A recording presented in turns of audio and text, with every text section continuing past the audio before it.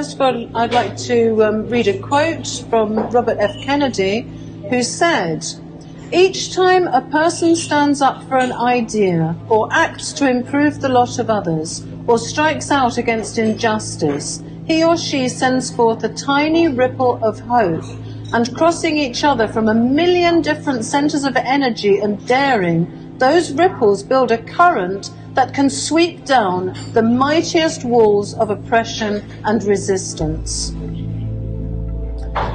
So this paper is entitled "The COVID-19 Genocide of 2020. COVID-19 was long pre-planned in documents and simulation exercises emanating from the eugenicist Bill Gates and the Rockefeller Foundation.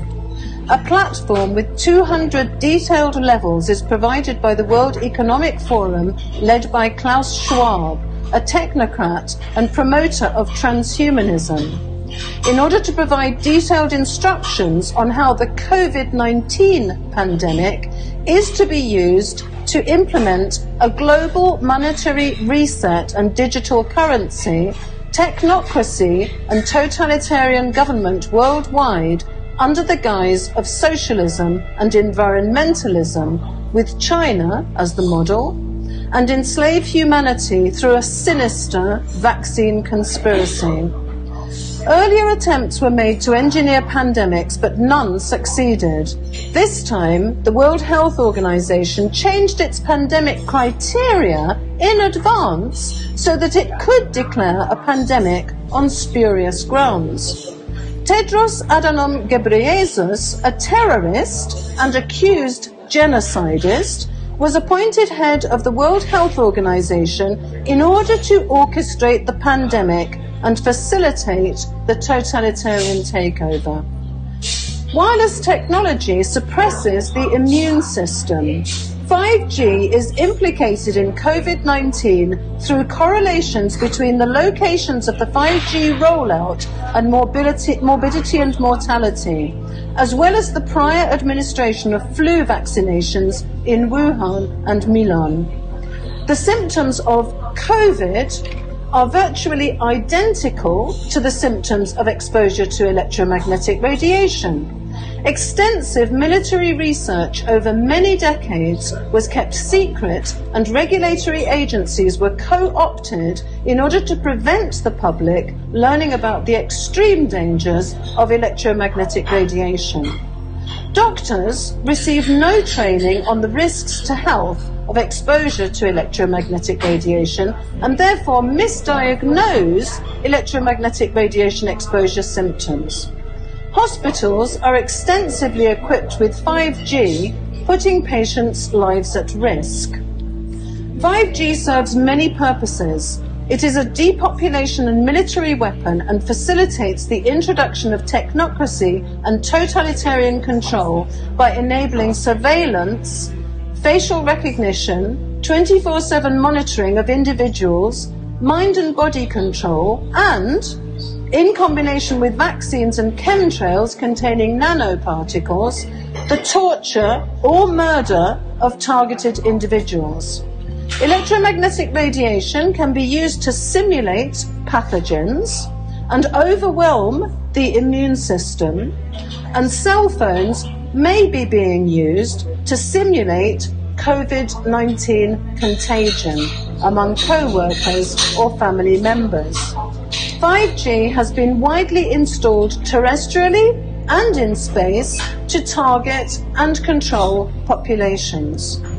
The illegal coronavirus measures were used by governments to accelerate the 5G rollout and install 60 gigahertz public access points in schools in order to target children.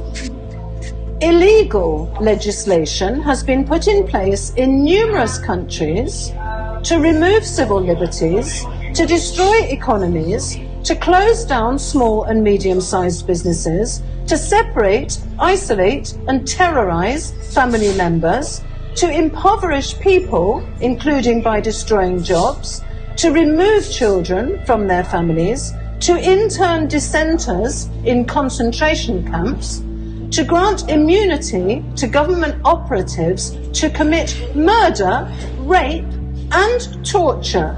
That's the UK. To use the police, army, and mercenaries to control populations, to force vaccinate populations with a non-medical vaccine containing population control mechanisms without their informed consent. There is and was no pandemic since the curve was flattening before the lockdown measures were put in place. Mortality is at a lower level than in previous years. The PCR test, which was never designed as a diagnostic test and gives up to 94% false positive results, is used by the oligarch and government-controlled mainstream and social media platforms to terrorize populations for the purpose of obtaining obedience.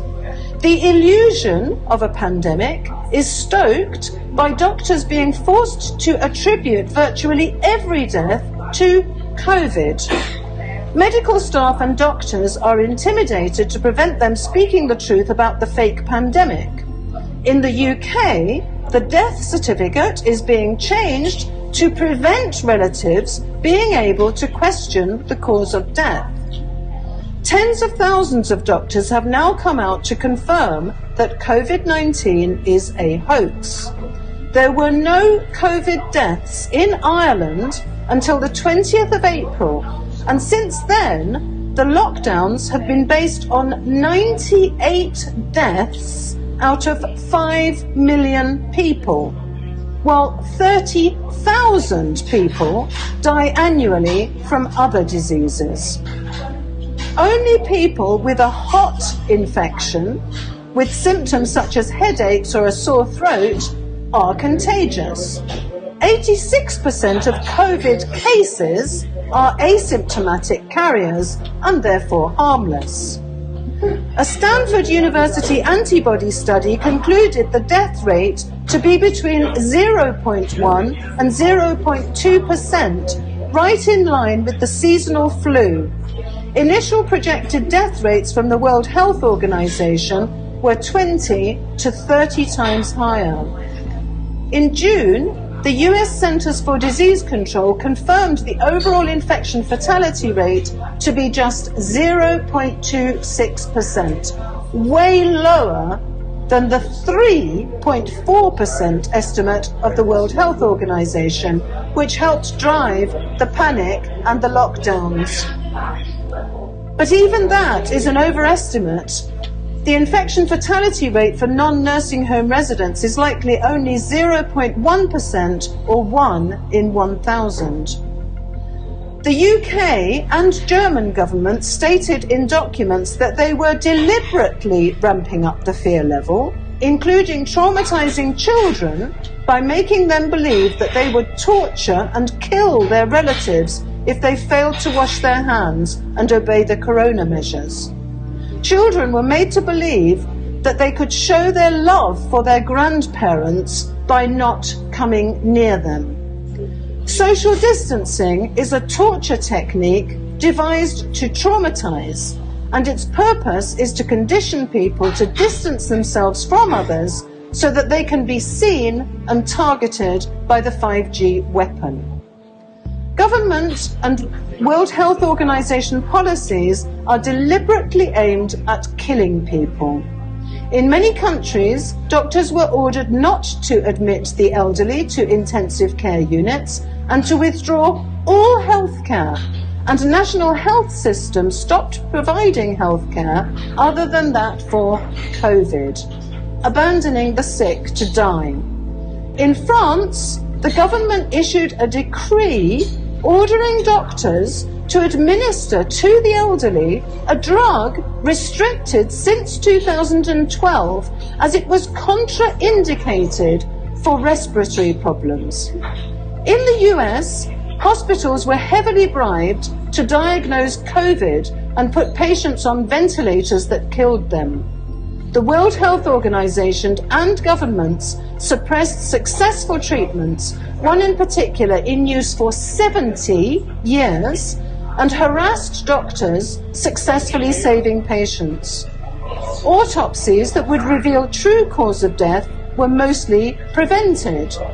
Forensic pathologist Professor Klaus Puschel declared having not seen a single case of COVID-19 in autopsy that did not include other serious pre-existing diseases.